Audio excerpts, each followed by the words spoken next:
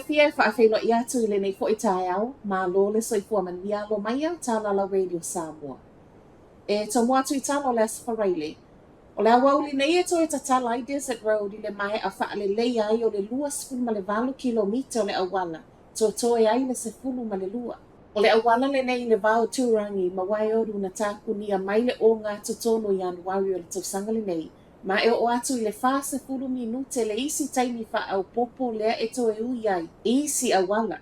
O se talafia fia tele e tusa ma moli mau o le Transporting New Zealand e le ngata, o loo toe tatala e tusa ma le aso na fuafuaina, ai o le a whaasao mai ai le isi taimi tele o loli e tusa lea ma le valu se lau. I totono le aso e tasi leo lo o whaau ngā ina isi awala a o tāpuni ai.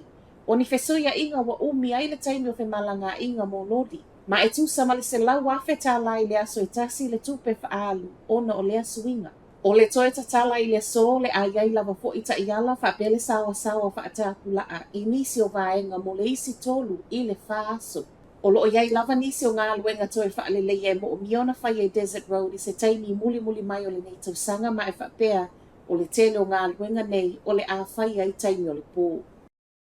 Wa mai a whaamawai King Charles ma le haiko Messina o New Zealand Phil Goff leo o tuli. O golfo leo ta pena le toi fo i mai i New Zealand le whai unga le vaiaso nei le mai atuli ai le minista o le vai whafua New Zealand, Winston Peters. O na oana sau noanga na whaia whaasanga i le peresetene o Amerika, Donald Trump. Toi whai loa e golfo i lunga o le Facebook le la wha ma vaenga ma le tupu. Ma ele ngata o lo o iata uai le mata ngō fio lea wha atasinga a o le langona wha awhetai le taimi na iatau aviai New Zealand a o iai Beretania. Ta uai fo ia lana post e iei le au me le tupu mo ia ma e na te le o wha ai loi na mai po lea.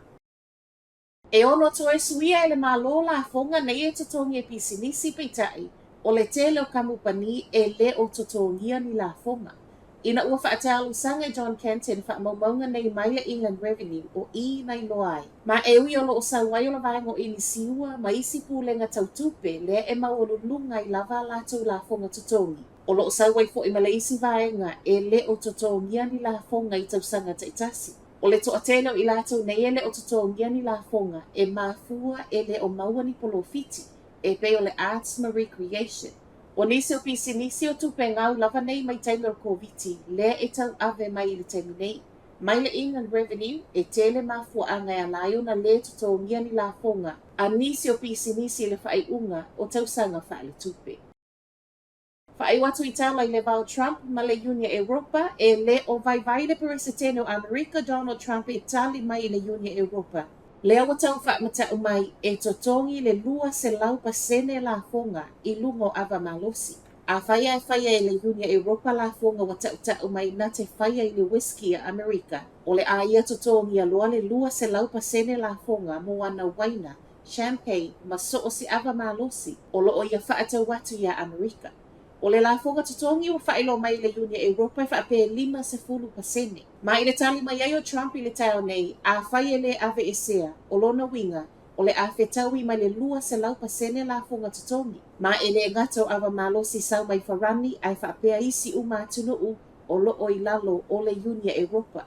Reporti o le awheso o ta ile ko mesino whaatau wa inga le Unia Europa ma Amerika i lungo le telefoni le so. E le ofia to ilalo le Unia Europa tu watu fo ia Trump o le mea la vaitasi. Talonala Radio Samoa, manuele nei tae au.